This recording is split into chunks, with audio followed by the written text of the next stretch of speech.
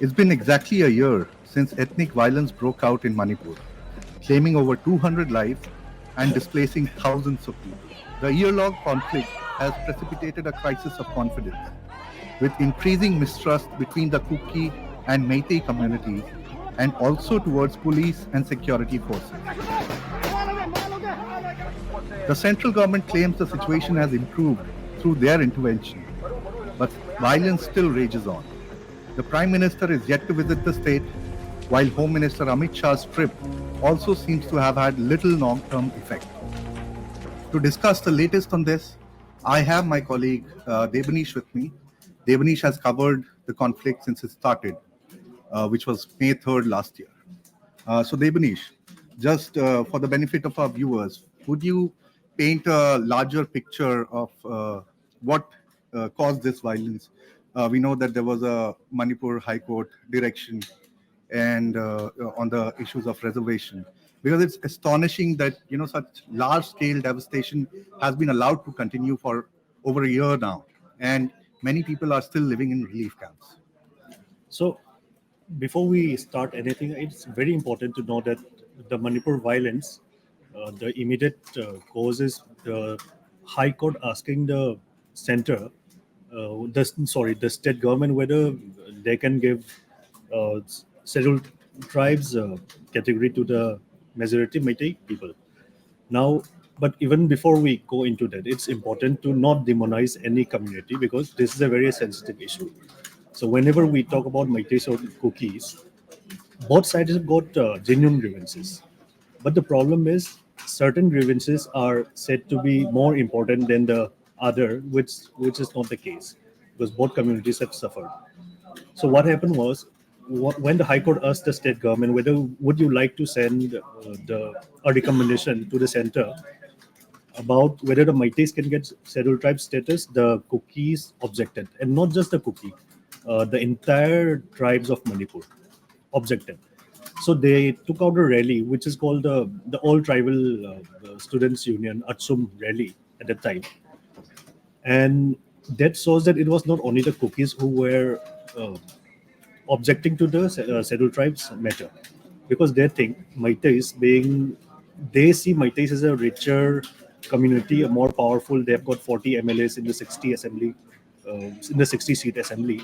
So they think that if you give them ST rights, then they may become even more powerful and expand out into the hill areas. So at that time, the protest happened, and during the protest, the Meiteis also held a counter protest, and that's how the violence started. And that is the immediate cause of the violence so far. But then we have to go decades back, many decades, in order to know the genesis of the crisis, which is not something that we can compress here. But to give a small view of it, the Cookies have always wanted their own homeland, and which may be possible if you go through the constitutional method by asking for it.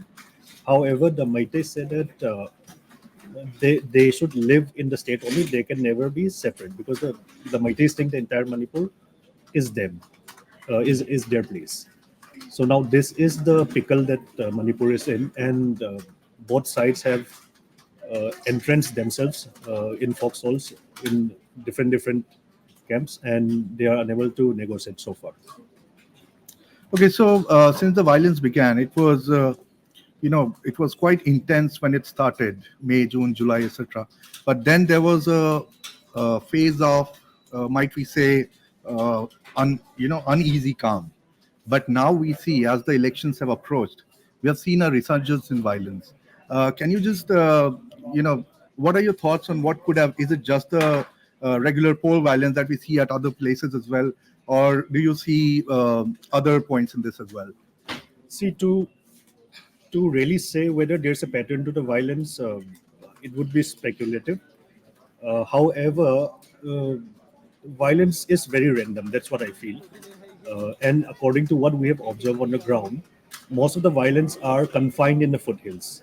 So now Manipur is a very small state surrounded by hills. In the middle, there is some valley area. So now the valley area, which is kind of an oval shape, the Kukis live in the hills and they have surrounded the valley, and the Meiteis live in the valley. So most of the fighting is taking place in the foothills, where the Kukis and the Meitei, the places are very nearby.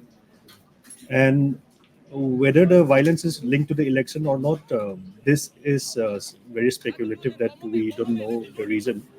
Uh, what what we have seen on the ground is that the attacks are random, because whenever any of these two groups get a chance to attack, they will attack.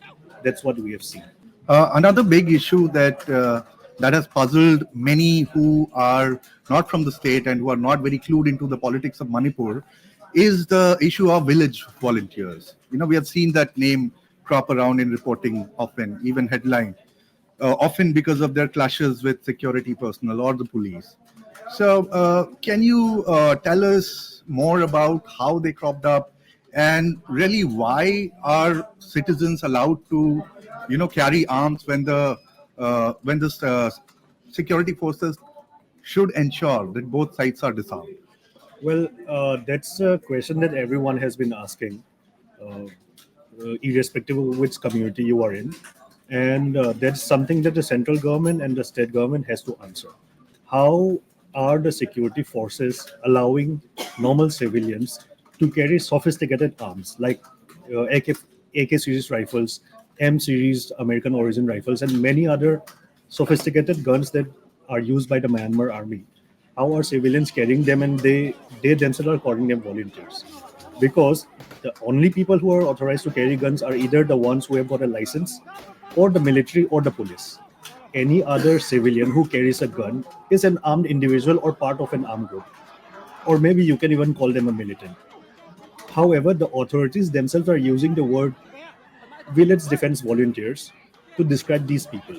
So, uh, a lot of activists and a lot of commentators have seen that this is a very big problem area, and this armament is needed, for which the central forces need to do something about it. If I may ask, so Manipur a year back and Manipur now looks quite different because of all the violence and devastation that it has went through. Many people have lost their livelihoods. So people often wonder if there'll be a reset, like we could turn back the clock, and if Manipur would be the same again. Uh, you are from Manipur and you have reported from there. You have a sense of what's the situation on the ground. So, what are people, if you could tell our viewers what are people's concerns, what do they think about this? There's a deep schism between the two communities now, also a mistrust uh, against the security forces and the police. So, do you see a way that this trust deficit could be bridged? See, it's the first step should be to disarm all everyone in both the sides. Only when the weapons have been taken back and people come to the negotiation table, that's how peace will come, like gradually. But at the moment, passions are very high. People are very upset about what had happened both sides, and they seem to be still very angry with each other. So it's very important for the central government to step in and disarm everyone, and then ensure that people who have lost their homes, they are rehabilitated back to where they were living, instead of putting them in a camp somewhere. It's been almost a year. I think by now, uh, negotiations should have been done so that everyone can go back home. The cookies should come back to Imphal. The people, the Meiteis who have been living in the hills, they should go back to where they grew up, where they were born in the hills. So that is how trust building exercise can be done. At the same time, the negotiation process can still go on, whether it's about a separate administration or union territory. That is something for the politicians to decide. But for now, for the sake of people and civilians who are living in camps, it's a right time to ensure that they can return home peacefully. Yep. Right. Another issue, I think, that was received with a lot of shock. We saw visuals from Manipur where, there were people trying to push back the army trucks, the Assam rifles. There were opposition towards the presence of Assam rifles somewhere, and the other group was protesting the presence of Manipur police. So, can you just briefly explain to our viewers what their contention is, both the sides? So the context here is that because both sides are armed, and if the military comes in to take weapons from one side, then that side becomes upset, saying that you are disarming us. How about the other who is on the other side of the village? Let's say if let's say the army comes and disarm a group of Meitei armed group, then they will say that why are you not disarming the cookies who is just across the village and they will shoot us. And if you do the same with the cookies, they will say the Meiteis are going to attack us. That is why we come back to what we were discussing before. There should be simultaneous disarmament. The central forces should step in and ensure that both sides lay down their arms at the same time. Because there is no trust between them, this is the only way that can happen. So when will this happen, and what the government uh, plans about it, it remains to be seen. Uh, uh, a final question. So the Manipur issue also gets complicated because it shares a international border with Myanmar, which is porous, and India and Myanmar also had the free movement regime, which now has been scrapped. And many security experts point out that there could be further complications because of the issues of refugee. And India is not a signatory to the UN Refugee Convention, neither does it adhere to any of its protocols.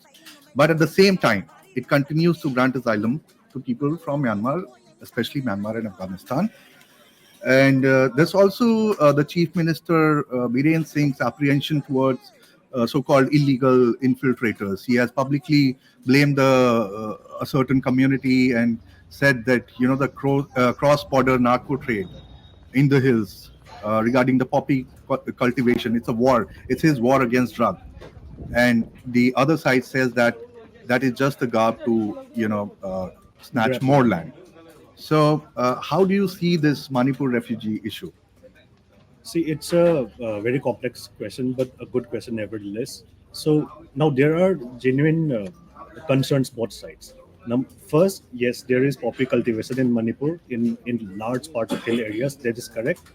But at the same time, the people who cultivate poppy, they are mostly the very poor people. Okay, and they don't have any other alternative livelihood. Now the government says that they have given alternative livelihood, but the records do not show that. On the ground, many social welfare activists who have gone to verify, they have seen that the government aid is not reaching the poorest of the poor who have to engage in poppy cultivation. Now that is one thing. The second concern, which now this comes from the Meitei side, is that because of poppy cultivation, the entire lot of deforestation is happening, and these are contested claims. Now the third one about the illegal immigration, which the chief minister keeps on saying from time to time. Yes, there are illegal immigrants, but the actual figure which the government quotes, so far there is no such actual figure. There has not been any proper survey or study done on how many illegal immigrants are there in Manipur. uh, Mizoram, they keep a record, and they also have a very strict policy that although you can come stay here, you cannot take our land, you cannot settle down. Those kind of things are there. Manipur has got nothing of any such rules or even an understanding. So so we actually don't know how many illegal immigrants are there. The government and the Meiteis, they feel there is almost a lakh or maybe nearby around that. So another thing the chief minister recently said was that there has been about more than 900 new villages in Manipur. Yeah. And how did we come to this figure? What was the survey done? All those methodologies have not been given to independent experts to verify also. That doesn't mean the Meiteis are wrong. The Meiteis' concern are also true that if illegal immigrants come, they might get squeezed in because they belong to the general category who cannot just go anywhere in the state to settle down. So they feel trapped from all sides. So this is a very complex issue, and to talk about illegal immigrants, we need data. For example, you will see that the census of 2001 in Manipur was never finalized. It has never been finalized, and it's still open. So there was a court case. The court said before you do any delimitation exercise, you may have to ensure that the Manipur census is finalized, which still hasn't been done till now. So that is because in 2001, and the government claims from 1996 to 2001, there was a huge number of Kuki immigrants who have come from Myanmar to Manipur, and they settled down across almost in all the hill areas, which are unmapped. So Manipur hill areas have never been mapped officially, and that is how. That is why in 2001 the census was never finalized, because the government thought there are just too many people who are not part of the Indian citizenry, that who cannot be included in the census. So, and lastly, the delimitation in Manipur may not happen because unless the census is finalized, delimitation cannot happen. So I think it's kind of a zero-sum game. Unless the government, the state government, the center, the cookies, the Maitis, everybody sit down and do a scientific exercise, a thorough scientific exercise to count the number of illegal immigrants, identify the villages peacefully without any guns, then I don't see anything good coming out of this. Yeah, I think that was a very comprehensive summation of that. But since it's election season, many people might be wondering that, there might be a lot of anger among the people of the state that, who have gone through so much in the past year. Do you see, we have had two phases of voting in Manipur. Have you seen this reflect in voting patterns? Well, uh, there is a new candidate. His name is Dimol Akoizam. He is a professor in JNU. So lots of people on the ground say that he is like the kind of how Arvind Kejriwal came in the scene, out of the blue, a so-called common person. And they said that there is anger against the state government because of the violence, but at the same time, there are also supporters of this government, because they say that it's only because of this government that they were able to push back against illegal immigrants and poppy cultivation. So the government claims that poppy cultivation is down 60% in the last 5 to 6 years, if I'm not wrong. And if this declining trend goes on for another 3 4 years, then poppy cultivation will no longer be sustainable in Manipur. Uh, but at the same time, see, election in India, no one knows what the outcome is going to be. However, the entry of Bimol, who has taken a Congress ticket, has ruffled up a lot of feathers, and there is tension on the ground. Although the strange thing about Manipur is that all the communities, they have their own favorite leaders. For example, it's not like if the Meiteis and Cookies are fighting, the Meiteis are not don't have any tension among themselves regarding which leader they should support.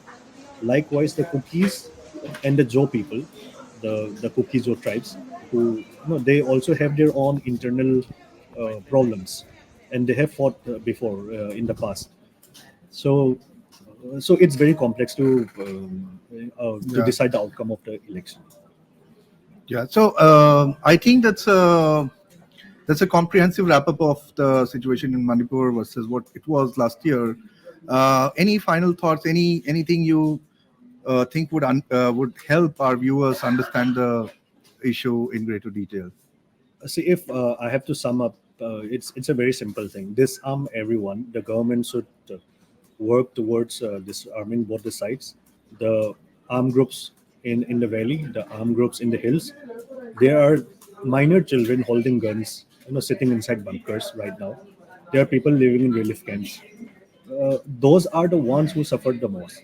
So we can talk as much as we like. We can write as much articles as we like, and have ideological differences. But the people on the ground who suffered, they need to go home. They need to be rehabilitated.